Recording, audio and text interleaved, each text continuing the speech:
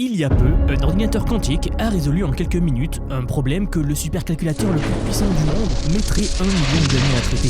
1 million d'années contre quelques minutes avec un ordinateur quantique. Le tout avec 12 kW de puissance, soit à peu près ce que consomment 2 maisons.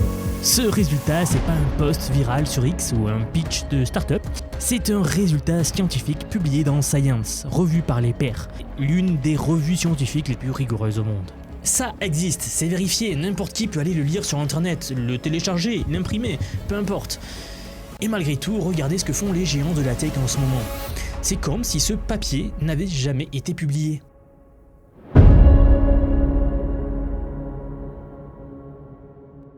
Je tiens d'ailleurs entre les mains ce fameux papier sur cette percée en quantique. Et oui, pour préparer cette vidéo, j'ai dû le regarder en entier. C'est une 60aine de pages, des équations à chaque ligne, etc. C'est du lourd. Alors je l'ai glissé dans UPDF, le sponsor de cette vidéo.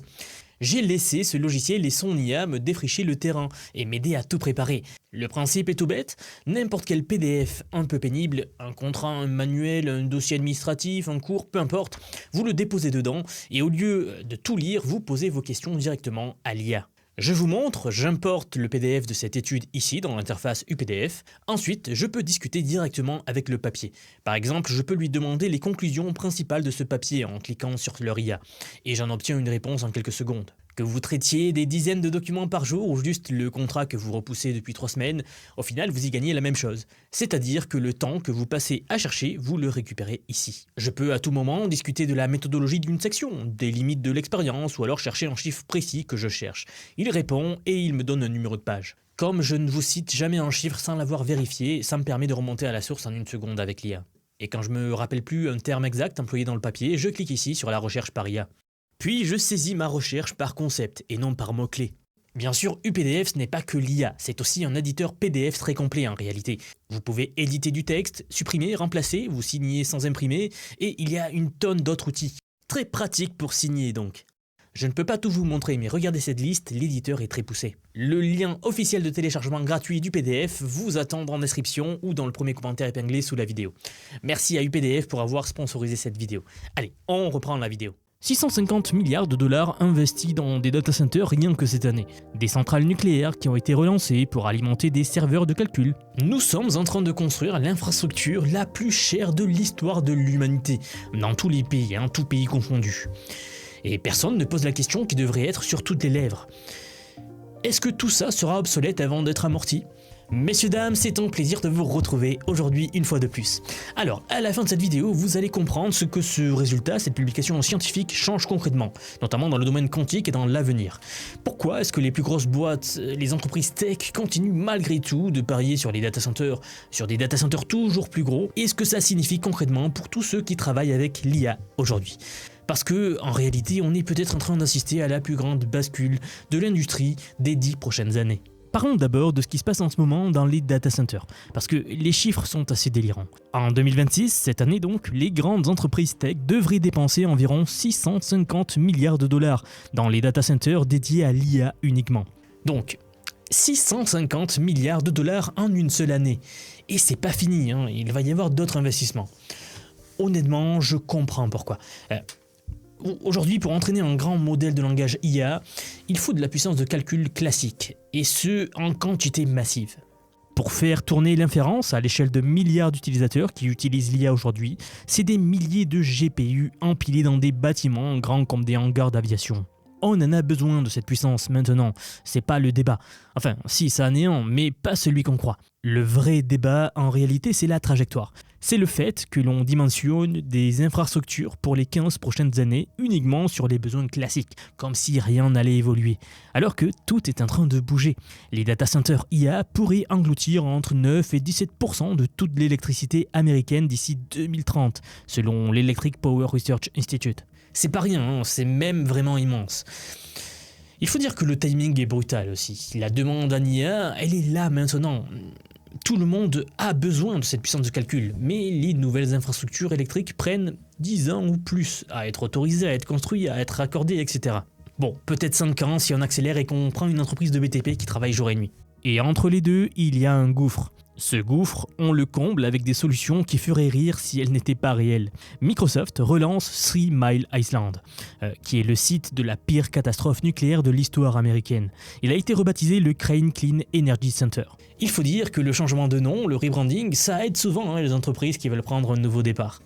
Alors, la remise en service, elle est prévue pour 2028, uniquement pour alimenter les data centers de Microsoft. Il y a aussi les réacteurs modulaires, vous savez, les fameux SMR, les petits réacteurs nucléaires qui pourraient être mis un peu partout, que tout le monde présente comme la solution propre et moderne. Sauf que des recherches de Stanford montrent qu'ils produisent davantage de déchets radioactifs par unité d'énergie que les centrales classiques, sans qu'il existe le moindre plan fédéral pour stocker ces déchets-là. De l'autre côté de l'Amérique, Meta, l'entreprise de Mark Zuckerberg, construit son campus Hyperion, en Louisiane. 5 gigawatts de capacité, alimenté par 10 nouvelles centrales à gaz uniquement dédiées à ce data center-là, pour un coût projeté de 200 milliards de dollars. Le tout pour du compute classique. Mais le compute classique, c'est quoi concrètement ? Je me rends compte que j'utilise ce terme fréquemment, mais si vous êtes nouveau dans le domaine tech, vous ne savez pas forcément à quoi ça correspond, mais c'est assez simple à comprendre. Le compute classique, c'est comme ça qu'on désigne le calcul actuel, la façon dont tous nos ordinateurs fonctionnent depuis les années 50. Un processeur qui teste les solutions une par une, de façon séquentielle, dans l'ordre, très très vite. Quand le problème est simple, ça marche parfaitement, mais quand le problème devient énorme, avec des millions et des millions de combinaisons possibles, la seule solution c'est d'empiler plus de processeurs, plus de mémoire et donc plus d'énergie. Donc dit très simplement de faire des processeurs toujours plus nombreux et puissants. C'est exactement ce que font tous les data centers aujourd'hui, toujours plus gros pour empiler toujours plus de processeurs. Ils ne résolvent pas mieux les problèmes, ils les résolvent de la même manière mais avec de la force brute. Eh bien, le calcul quantique, c'est une approche fondamentalement différente à cela. Au lieu de tester les solutions une par une, un ordinateur quantique explore plusieurs chemins en même temps. Pour certains problèmes très précis, notamment l'optimisation par exemple, ça change tout. Là où un supercalculateur classique, donc un data center classique, met des années à trouver la meilleure réponse parmi des milliards de possibilités, un ordinateur quantique peut y arriver en quelques minutes. Il en existe 2 types. L'annealing, qui est lui spécialisé dans les problèmes d'optimisation concrets, donc les problèmes de routage, de logistique, les plannings, les découvertes de molécules, les allocations de ressources, etc. Ça, c'est la branche qui est opérationnelle aujourd'hui, avec laquelle on fait des calculs quantiques aujourd'hui. Et puis, il y a un autre type. C'est ce qu'on appelle le gate model dans le domaine. C'est l'ordinateur quantique universel. C'est plus ambitieux, c'est plus long à développer, mais c'est aussi beaucoup plus puissant à terme. Et justement, ces 2 types de quantiques-là comptent. C'est ce que la plupart des commentateurs ratent. Ce qu'ils ratent, c'est que ce qu'ils couvrent souvent, c'est l'IA d'un côté et le quantique de l'autre, comme si c'était 2 mondes séparés. Sauf que l'IA et le quantique ne sont pas en compétition. L'IA, c'est ce qui trouve des patterns, donc des connexions, dans des montagnes de données. Le quantique, c'est ce qui trouve la meilleure décision à prendre à partir de ces connexions-là. On ne choisit pas entre les deux, on va les empiler. C'est tout le jeu d'ailleurs. Ceux qui l'ont compris ont pris une avance que les autres mettront des années à rattraper sans doute. Le problème donc, c'est qu'aujourd'hui, on a l'air de tout dimensionner pour les 15 prochaines années, comme si le classique allait rester la seule option. Alors que le quantique est déjà là, il fonctionne et personne n'en tient compte dans les plans. Bon, si vous ne le saviez pas, D-Wave, c'est le pionnier de l'annealing quantique. Et c'est eux qui sont derrière le résultat dont je vous parlais au début de cette vidéo. Vous savez, ce papier scientifique-là qui a fait beaucoup parler. C'est leur processeur Advantage 2, donc qui a simulé les propriétés de matériaux magnétiques en quelques minutes. Là où Frontier, je vous le disais, le plus gros supercalculateur au monde actuellement mais classique, aurait mis 1 million d'années à le faire. Ce résultat, publié dans Science, c'est pas théorique, c'est une simulation de matériaux qu'on utilise dans les smartphones, les capteurs, les appareils médicaux et j'en passe. D'ailleurs, depuis la publication de ce papier-là, l'utilisation de leur système a augmenté de 314% en un seul an. Tout le monde se rue vers eux pour leur louer ou commander des puces. Japan Tobacco a aussi utilisé l'annealing de D-Wave pour entraîner un modèle génératif de découverte de médicaments, donc une IA pour la découverte de médicaments. Et ils ont fait une version quantique qui a produit davantage de molécules valides et plus proches de vrais composés médicaux que la version purement classique. Le tout avec moins de ressources en calcul. En Allemagne, le centre de recherche de Juliet a acheté un ordinateur quantique D-Wave pour le coupler avec Jupiter, qui est le premier supercalculateur exascale d'Europe. C'est le premier couplage au monde entre un ordinateur quantique et une machine exascale. Le classique et le quantique côte à côte. Pas l'un ou l'autre, mais les deux en même temps. sans mauvais jeu de mots ou blague quantique. Donc on récapitule. Le calcul classique, c'est ce qu'on utilise aujourd'hui. C'est indispensable, c'est pour ça qu'on construit des data centers et qu'on y empile des GPU en masse. Personne ne dit le contraire. Mais le quantique n'est plus une promesse de labo. Ce centre-là, il tourne déjà en production chez des industriels, couplé avec de l'IA, sur des problèmes concrets. La question n'est donc pas est-ce que le quantique va arriver, c'est est-ce qu'on sera prêt quand il passera à l'échelle. Ça peut paraître abstrait aujourd'hui comparé à l'IA ou à la robotique, mais ça va vraiment devenir central d'ici une dizaine d'années, je dirais. Alors ne ratons pas ce virage. C'est exactement la nuance que j'aimerais vous transmettre dans cette vidéo. Un autre exemple, Hydro-Québec. Les Canadiens parmi vous, vous connaissez sans doute très bien. C'est l'un des plus grands opérateurs hydroélectriques d'Amérique du Nord. Eux aussi, ils explorent la même voie. Ils se servent déjà de l'IA pour la maintenance prédictive et la prévision météo. Mais ils considèrent le quantique comme la pièce manquante pour optimiser l'ensemble de leur réseau. Bon, certains d'entre vous se disent d'accord, mais le quantique aussi a ses limites.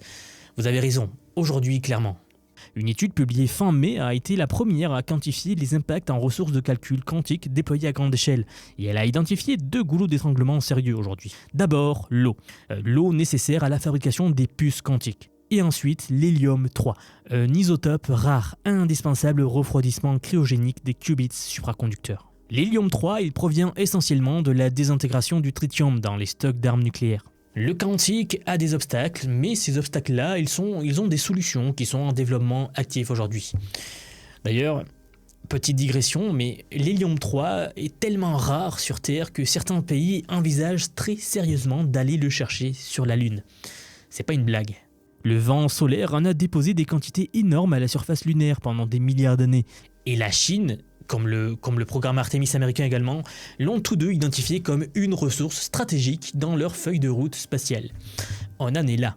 Le calcul quantique de demain pourrait dépendre de ce qu'on ramène de la surface de la Lune. Ça ressemble à de la science-fiction, sauf que c'est dans des documents officiels d'agences spatiales aujourd'hui. C'est des vrais plans directeurs. Mais justement, c'est ce qui rend la comparaison avec le classique si frappante. Parce que le quantique a des obstacles, oui, mais ce sont des obstacles d'ingénierie. On sait ce qu'il faut pour les résoudre, on cherche juste comment. On n'est pas limité par une loi fondamentale de l'univers. Les data centers classiques, eux, ont un obstacle d'une toute autre nature. Ça s'appelle la thermodynamique, sans doute que vous connaissez déjà. Plus de calcul produit plus de chaleur, ce qui exige plus de refroidissement, ce qui consomme plus d'énergie. C'est une spirale sans fin. Contre la thermodynamique, il n'y a tout simplement pas de contournement. Il n'y a pas de mise à jour logicielle qui résoudrait ce problème. Et si vous voulez voir à quoi ressemble cette contradiction en temps réel, il suffit de regarder Microsoft. Parce que l'ironie est trop belle. D'un côté, ils relancent une ancienne centrale nucléaire pour alimenter leur nouveau data center pour faire du calcul classique. De l'autre, le 2 juin, ils ont présenté Majorana 2, leur nouvelle puce quantique topologique. Alors on va en parler rapidement, mais je vais en dédier une vidéo entière car c'est très important cette sortie. Ils annoncent donc des qubits capables de conserver l'information pendant plus de 20 secondes, c'est-à-dire 1000 fois plus longtemps que la génération précédente. Et ils avancent leur calendrier d'un ordinateur quantique commercial de 2033 à 2029. Le hic, c'est que plusieurs physiciens de premier plan contestent la validité même de ces résultats-là. Henry Legg, de l'université de Saint-Andrew, affirme qu'il n'y a rien dans le papier publié par Microsoft qui prouve l'existence d'un qubit fonctionnel. Vincent Mouric, un autre poids lourd en physique, qualifie ces travaux-là d'une étape de plus dans une décennie de publications peu fiables de la part de Microsoft. Le papier n'a pas été revu par les pairs, il n'a pas été publié dans Nature ou dans une revue scientifique. Microsoft refuse de rendre publique l'intégralité des données en évoquant des secrets industriels. Ce qui, quand on fait de la science, n'est pas exactement un argument d'autorité. On peut comprendre d'un point de vue corporate, mais bon. D'un côté, Microsoft qui parie sur le nucléaire pour alimenter ses data centers. De l'autre, il mise sur une puce quantique que la communauté scientifique conteste. Des deux côtés, c'est assez fragile. Pendant ce temps, ceux qui avancent concrètement font beaucoup moins de bruit. IBM a mis 10 milliards de dollars sur la table le 2 juin, au début du mois. 10 milliards sur 5 ans, pour la recherche, la fabrication, les acquisitions, avec la création d'Anderon, la première fonderie au monde dédiée à la fabrication de puces quantiques supraconducteurs. Dans la même dynamique, le gouvernement américain a signé le 21 mai des lettres d'intention pour injecter 2 milliards de dollars du CHIPS Act dans 9 entreprises quantiques. Donc en gros, ils vont investir dans 9 grandes entreprises qui sont dédiées au quantique. En échange, le gouvernement américain prend des participations au capital. Donc le gouvernement américain qui devient actionnaire de l'industrie quantique. C'est du jamais vu. Le financement, la coordination, les partenariats internationaux, tout se verrouille en ce moment. Il y a une vraie course dans ce domaine. Faut bien comprendre que le CHIPS Act des Américains, c'est pas un geste de générosité du gouvernement, c'est un outil géopolitique. La Chine a investi massivement dans le quantique ces dernières années, avec des budgets estimés à plus de 15 milliards de dollars. Les États-Unis savent très bien que celui qui maîtrisera le calcul quantique aura un avantage décisif en cryptographie. Entre autres, puisqu'on pourrait parler de la défense, de la finance, de la pharmacie, peu importe. Donc 12 milliards combinés entre IBM et le gouvernement fédéral américain en seulement 2 semaines. Vous voyez le tableau ? D'un côté 650 milliards dans du compute classique, des centrales nucléaires, des centrales à gaz, et de l'autre 12 milliards dans le quantique en seulement 2 semaines. Il faudrait faire l'addition de tout ce qui a été investi dès le début de l'année, mais avec une adoption en hausse de 314% et des résultats publiés dans des revues scientifiques comme Science. Les deux mondes avancent en parallèle, mais ils n'avancent pas à la même vitesse ni dans la même direction. Le pattern est simple. Les gens qui gagneront la prochaine décennie ne seront pas ceux qui auront dépensé le plus en compute. Ce seront ceux qui ont compris quels sont les problèmes qui n'ont pas besoin de ce compute. On a besoin des supercalculateurs aujourd'hui. Ça, c'est un fait que personne dans cette vidéo ne conteste. Mais n'oublions pas de ne pas confondre le besoin d'aujourd'hui avec la direction de demain. C'est exactement le type de raisonnement qui pourrait conduire à investir 200 milliards de dollars dans des centrales à gaz qu'on regrettera avant même qu'elles soient amorties. La crise énergétique de l'IA, elle est réelle. Tout le monde court derrière les GPU et les watts. Mais dans 10 à 20 ans, l'ordinateur quantique, qui résout en quelques minutes ce qu'un supercalculateur classique ne peut pas terminer en 1 million d'années, pourrait bien être la nouvelle industrie à faire boom. C'est d'ailleurs très probable. Ce que ça veut dire pour vous concrètement, c'est que le paysage tech va continuer à bouger, à une vitesse qu'on n'a jamais vue, jamais connue, et qui va accélérer. Le quantique va s'ajouter à l'IA, et non pas le remplacer. Ceux qui maîtrisent déjà les fondamentaux de l'IA aujourd'hui, donc les LLM, les agents, l'automatisation, la génération d'images et de vidéos par IA, tout ça, ce sont eux qui seront capables de comprendre et d'exploiter la vague suivante quand elle arrivera. Ceux qui attendent, eux, devront tout rattraper d'un coup. Oui, je le répète, on commence à voir les contours de la vague qui arrivera après la robotique, qui elle-même arrive après l'IA. Là, en ce moment, on est en plein dans la vague IA. Prenez-la en cours de route, bien sûr, pour être prêt pour la robotique et ensuite être prêt pour le quantique. Messieurs, dames, donc si vous regardez cette vidéo et que vous vous dites je vois bien que tout ça accélère mais je ne sais pas par où commencer, ou si vous utilisez déjà ChatGPT ou Claude mais que vous sentez que vous effleurez à peine ce que l'IA peut vraiment faire, vous avez raison et j'ai justement quelque chose pour vous. J'aimerais vous dire que depuis quelques mois déjà, j'ai construit un programme d'apprentissage unique. Je vous apprends l'IA sous tous ses aspects. C'est un parcours que j'ai créé et pensé pour vous transmettre tout ce que je sais. Alors non seulement sur les modèles d'IA comme ChatGPT, Gemini de Google, Grok de Elon Musk, Claude, etc. Je vous montre en fait et surtout la manière de les intégrer concrètement dans votre vie, dans votre travail, dans vos projets. Et ce que vous soyez salarié, indépendant, entrepreneur ou même à la retraite. Car oui, nous avons beaucoup de retraités dans la communauté et ils utilisent l'IA au quotidien. J'ai récemment sorti la plus grosse mise à jour à ce jour de la formation. Ça fait un petit moment que j'en parlais, mais ça y est, elle est là, elle est en ligne. C'est un module entièrement dédié à l'automatisation par IA, donc en utilisant n8n. Autrement dit, la création d'agents IA, donc des espèces de salariés virtuels qui vont travailler pour vous et tout faire pour vous. En somme, vous faire gagner des heures et des heures et des heures.